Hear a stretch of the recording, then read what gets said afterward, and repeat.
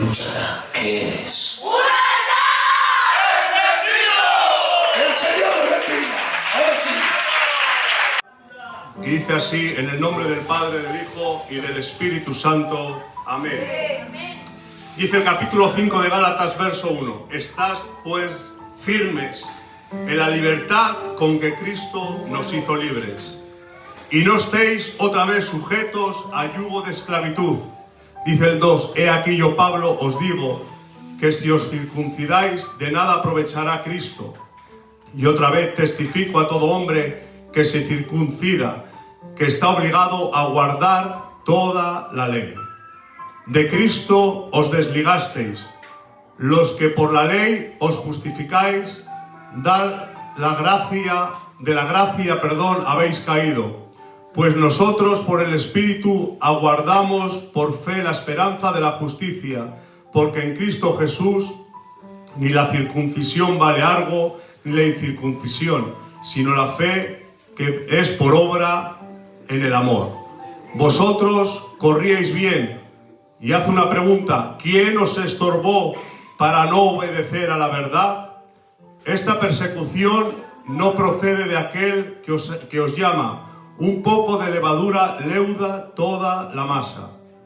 Yo confío respecto de vosotros en el Señor, que no pensaréis de otro modo, mas el que os perturba llevará la sentencia, quien quiera que sea. Y yo, hermanos, si aún predico la circuncisión, ¿por qué padezco persecución todavía? En tal caso, se ha quitado el tropiezo de la cruz. Ojalá se mutilasen los que os perturban, porque vosotros, hermanos, a libertad fuisteis llamados. Solamente que no uséis la libertad como ocasión para la carne, sino servíos por amor los unos a los otros. Porque toda la ley en esta sola palabra se cumple: amarás a tu prójimo como a ti mismo. Pero si os mordéis y os coméis unos a otros, mirad que también no os consumáis unos a otros.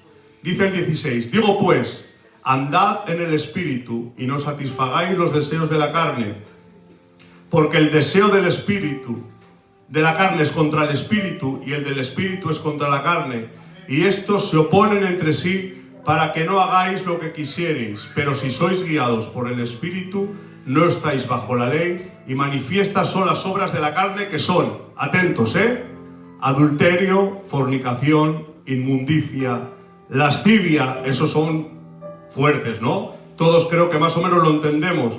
Pero luego sigue diciendo idolatría, hechicería, enemistades, pleitos, celos, iras, contiendas, disensiones, herejías, envidias, homicidios, borracheras, orgías y cosas semejantes a estas, acerca de las cuales os amonesto, como ya os he dicho antes, que los que practican tales cosas no heredarán el reino de Dios.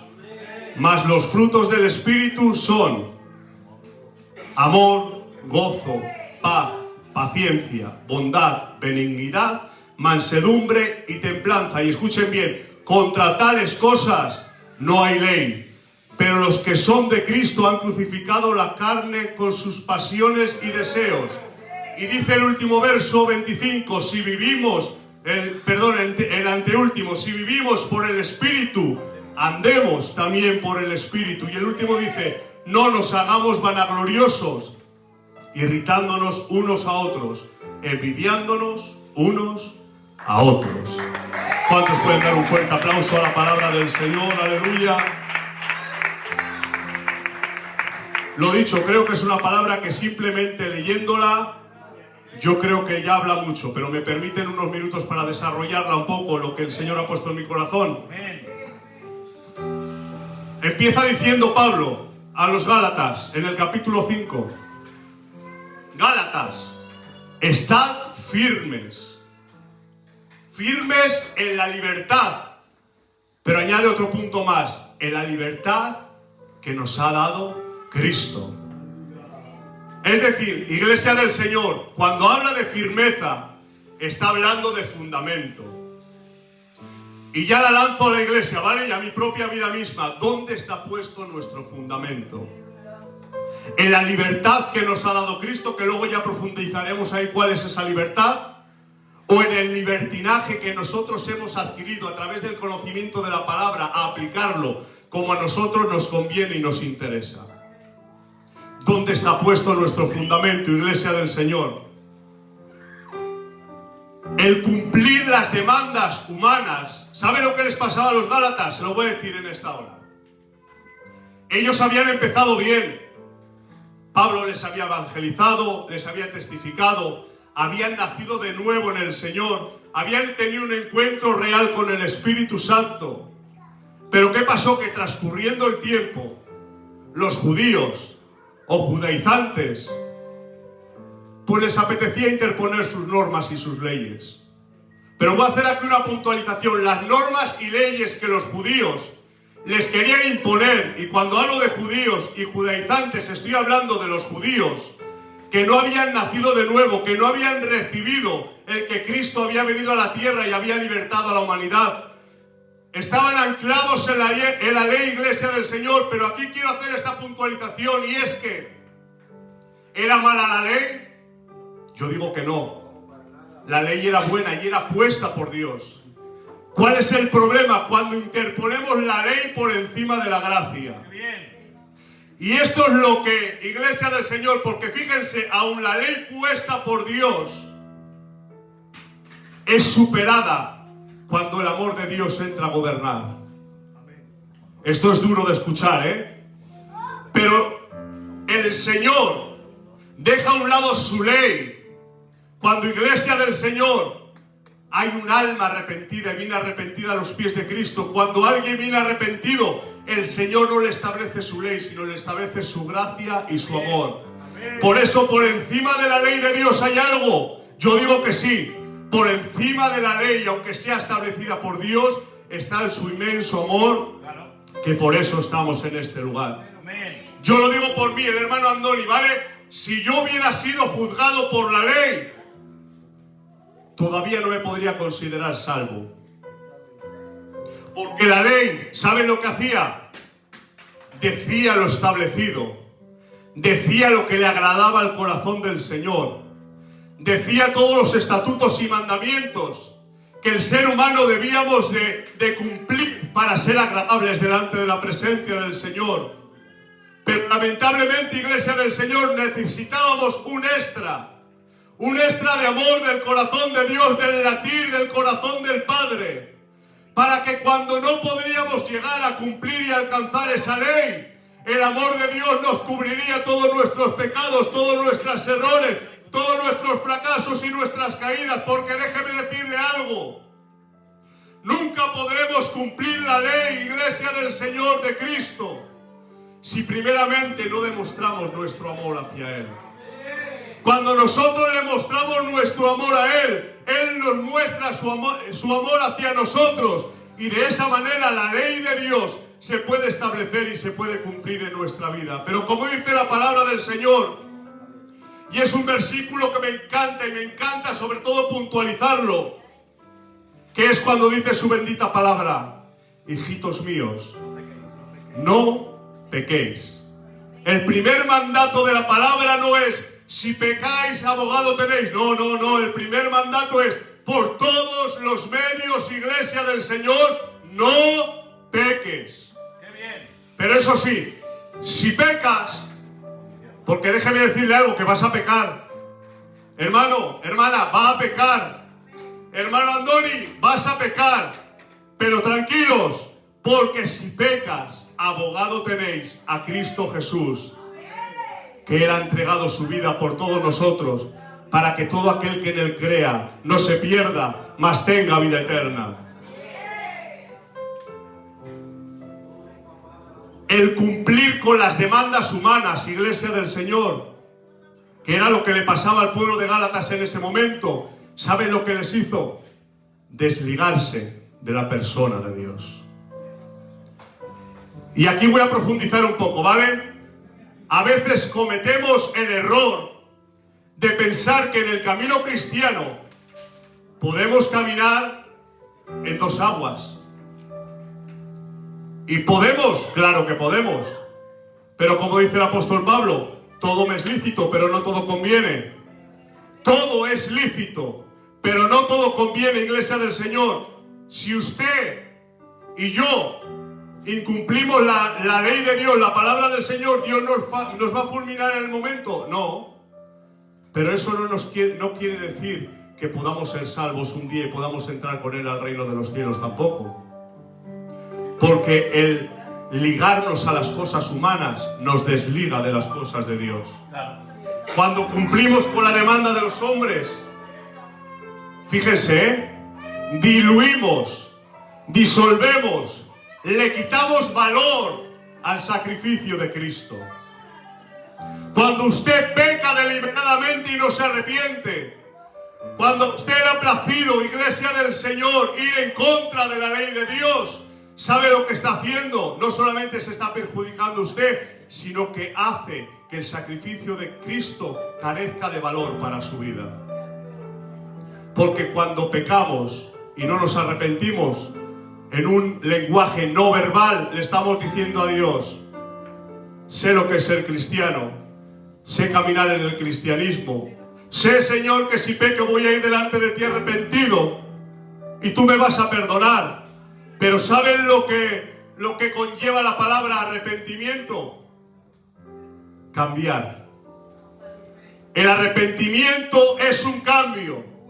Porque un arrepentimiento, iglesia del Señor, dicho de labios delante de la presencia del Señor, si no trae un cambio, no es un arrepentimiento real y verdadero. El arrepentimiento es un cambio de dirección. El arrepentimiento es un cambio de sentido.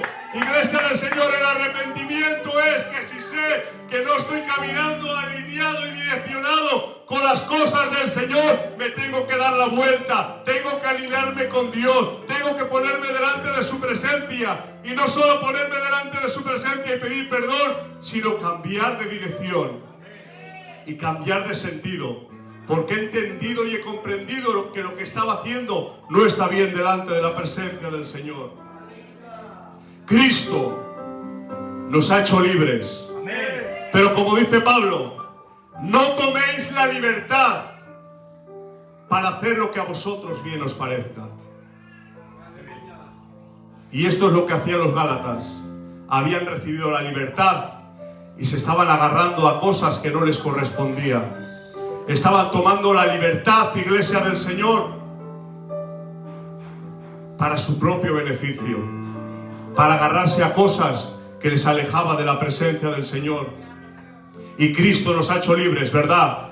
Pero nos ha hecho libres no para hacer lo que nos dé la gana. Y vuelvo a decir, si hacemos lo que queremos, Dios nos va a fulminar, seguramente no. Pero vuelvo a repetir la misma frase demoledora, pero seguramente no heredaremos el reino de los cielos. Por eso en esta hora vivamos como queramos, pero algún día tendremos que ponernos delante de la presencia del Señor y tendremos que rendir cuentas, iglesia del Señor. Porque es verdad que el cristiano no pasamos por juicio de condenación, pero sí por juicio de galardones. ¿Sabe cuál es el problema? Que el que no se arrepiente y vive como quiere, demuestra no ser hijo. Y por lo tanto, si no somos hijos, no pasamos por el juicio de galardones, sino que pasamos por el juicio de condenación. Claro. ¿Vale? Sé que son palabras duras, pero son las palabras que el Señor me está indicando en esta tarde y quiero ser obediente a su palabra, ¿vale? Las enseñanzas judías, fíjense hasta qué motivo, cuando permitimos que una enseñanza que no viene del corazón de Dios, o cuando interponemos la ley por encima de la gracia en medio de la iglesia, ¿sabe lo que crea? Lo que creó en el pueblo de Gálatas: disensión.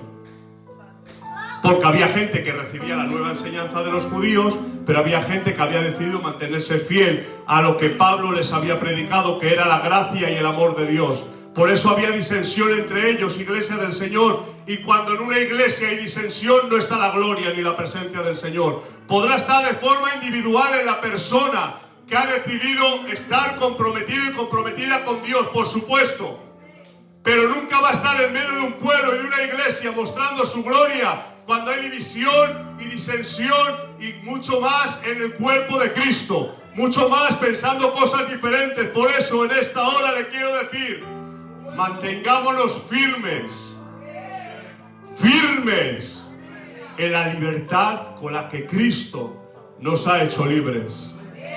La libertad de Cristo es una libertad de gracia. Por eso si Dios perdonó, por eso si Dios amó, por eso si Dios nos mantiene aquí, Iglesia del Señor, ¿quién somos nosotros para juzgar, para criticar, para crear división, para crear disensión? Siempre desde el amor y desde el cariño. Cuando la bandera del amor y del cariño falte en medio de la Iglesia, dejará de ser la Iglesia de Cristo. Mientras mantengamos la bandera del amor y la gracia del Maestro en medio de su pueblo, es una verdadera iglesia que adora, glorifica el nombre del Señor, y no solamente eso, sino que obtiene la respuesta del cielo y su gloria es manifiesta. Por sus frutos lo conoceréis, dice la palabra del Señor, y aquellos que viven en orden y aquellos que viven direccionados en la presencia del Señor da fruto, y fruto de arrepentimiento, fruto bueno y dulce en medio de su pueblo. Amén. Cuando dejamos aflorar los deseos de la carne, estamos apagando los frutos del Espíritu. Por eso cuando nos examinamos, Iglesia del Señor, nosotros mismos y decimos, todavía me falta este fruto, en este fruto estoy un poco débil, en este fruto estoy un poco... ¿Saben por qué es? Porque todavía tenemos demasiada carne y están ahogando la semilla del fruto del Espíritu que Él ya ha implantado en nuestro corazón. ¿Saben cómo hacer que crezca esa semilla? Dejándonos en sus manos, cumpliendo su palabra, mostrando el amor a los demás, como dice en su palabra, amaros los unos a los otros. De esa forma humillamos nuestra carne y afloran los frutos del Espíritu.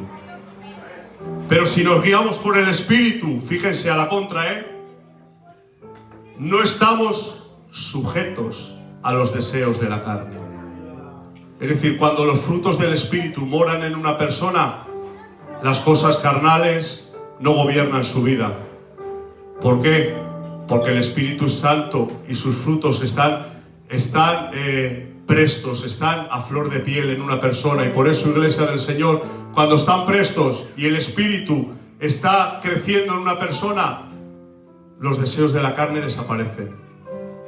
Por eso no nos centremos. Miren, a mí una de las cosas que me enseñó el Señor administrando y tratando a personas es esta enseñanza, la cual el Señor me enseñó a mí en su día. Y es que a veces nos centramos tanto en lo que nos falta por conseguir que nos frustramos nosotros mismos. ¿Cuál es entonces la solución, hermano Andoni? Buscar la presencia del Señor. Busca los frutos. No te centres en tus fracasos y en tus errores. Busca los frutos. Busca la gloria. Busca la presencia. No digas, ay, pobrecito yo, mira, otra vez he caído, otra vez este vicio no puede conmigo. Cuando tú te centras en tu vicio, el vicio te vence. Cuando tú te centras en tus problemas, el problema te vence. Cuando tú te centras en tu mal vocabulario te vence. Cuando tú te centras en el pobrecito yo, tu pobrecito yo te vence. Pero, Iglesia del Señor, cuando nos centramos en buscar la gloria, ¿saben cómo la forma de vaciarnos de lo nuestro? Llenándonos de lo suyo. Cuando nos centramos y nos llenamos de lo suyo, lo nuestro sale solo. Porque muchas veces nos centramos tanto en lo nuestro que nos olvidamos de Él. Y cuando nos olvidamos de Él, corremos peligro. Porque nosotros no tenemos la solución ni la fuerza suficiente para traer el cambio para nuestra vida. Nunca queramos traer cambio para nuestra vida con nuestra mente carnal, sino que busquemos las cosas del Espíritu, para que sea Dios a través de su Espíritu el que se encargue en fortalecernos, en limpiarnos y en darnos crecimiento en el nombre de Jesús. No he dicho el título de esta prédica, pero lo voy a decir ahora, ¿vale? Vamos a aplicar lo recibido, ¿vale? Porque hemos recibido mucho. Pero digo yo, ¿estamos aplicando lo que hemos recibido? Ahí lo dejo. Cada uno sabrá lo que está aplicando. Esta palabra nos demanda a vivir como somos. ¿Saben? Yo no sé si saben cuál es la naturaleza del hombre. ¿Cuál es el estado original del hombre? Porque parece ser, iglesia del Señor, que si miramos a este mundo, el estado original del hombre es pecaminoso, el estado original del hombre es dolor, el estado original del hombre es sufrimiento, el estado original del hombre es mucho, etcétera, etcétera, etcétera, de cosas y todas malas. Pero yo vengo a desmentir esto. El estado original del hombre no es ese. El estado original del hombre es perfección. El estado original del hombre es gloria. El estado original del hombre es excelencia. El estado original del hombre es algo maravilloso, iglesia del Señor. ¿Saben por qué? Porque usted no se ha creado a usted mismo. A usted le ha creado el mismo Dios. Y Dios no le creó deforme. Dios no le ha creado con impureza. Dios no le ha creado con debilidad. Dios le ha creado excelente. Dios le ha creado lleno de gloria. Dios le ha creado lleno de perfección. Iglesia del Señor, ¿por qué estamos en el estado que estamos? Por pecar contra Dios. El pecado, iglesia del Señor, hace que hayamos adquirido un estado que no nos corresponde. Que el estado del mundo no es el estado que nos corresponde. Que ese es el estado que hemos adquirido debido al pecado. Pero cuando una persona viene al Cristo, está diciendo no al pecado. Y está diciendo, tengo deseo de adquirir mi verdadera naturaleza. ¿Y cuál es tu verdadera naturaleza? Ser una persona de bendición. Ser una persona respaldada por Dios. Ser una persona que sabe escuchar a Dios. Y en el huerto del Edén, en el capítulo 3, se rompió todo esto, iglesia del Señor, en Génesis capítulo 3. El hombre estaba en toda la gloria, paseaba con Dios por el huerto, escuchaba su voz. Pero ¿saben qué malo es escuchar voces ajenas que no corresponden a Dios? Qué malo es escuchar esas voces que te dicen no sirves, no vales, no tienes, tienes que ser más. Tienes que conquistar, no te dejes pisotear por nadie. No dejes que nadie te anule, no dejes... Qué malo es escuchar esas voces. ¿Saben? Voces parecidas a esas escuchó Eva, venidas de parte de Satanás, que le decía, ¿qué te ha dicho Dios que no hagas? Y dijo, pues comer de este fruto del bien y del mal, porque el día... Que no, que te lo dice para que no seas igual a él. Estaba imponiendo la semilla de la cual él un día fue desechado del cielo. El querer ser igual a Dios lo quería inculcar en el hombre para que el hombre tuviese el mismo destino que él. Y vemos en Génesis cómo por escuchar voces extrañas y por el esposo de ella caer en las mismas voces extrañas, los dos pecaron y altercaron contra Dios.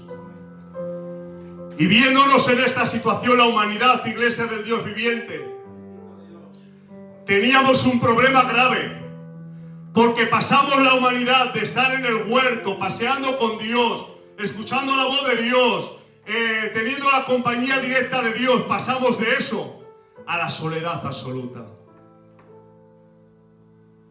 al apartarnos de la presencia del Señor. Pero fíjense, como digo últimamente predicando, por la gracia del Señor, Él siempre con su mano de misericordia extendida, dijo, tengo que hacer algo. No puedo dejar a mi creación porque, ¿sabes? Somos creación de Dios.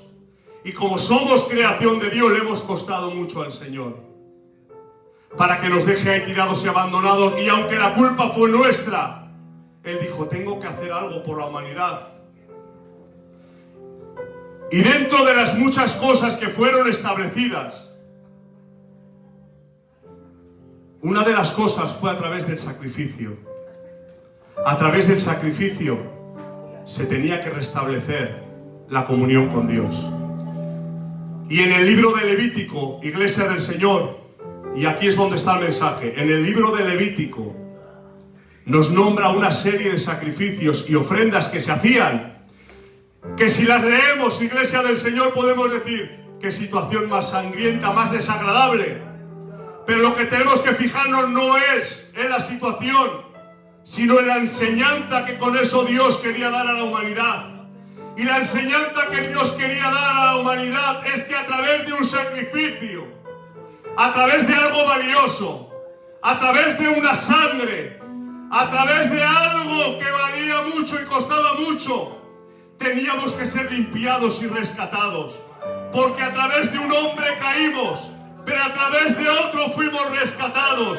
Y saben, en la persona santa de Cristo se desarrollan todos estos sacrificios que les voy a nombrar muy rápidamente. Había una ofrenda que se ofrecía, que era la ofrenda del grano. ¿Saben lo que es esto? Que por agradecimiento a Dios por la cosecha de grano, dice que venían, no era un sacrificio o una ofrenda obligatoria, pero sí era una ofrenda de devoción a Dios, de agradecimiento al Señor. Y venían con el grano, con la primera cosecha, y la entregaban en el templo.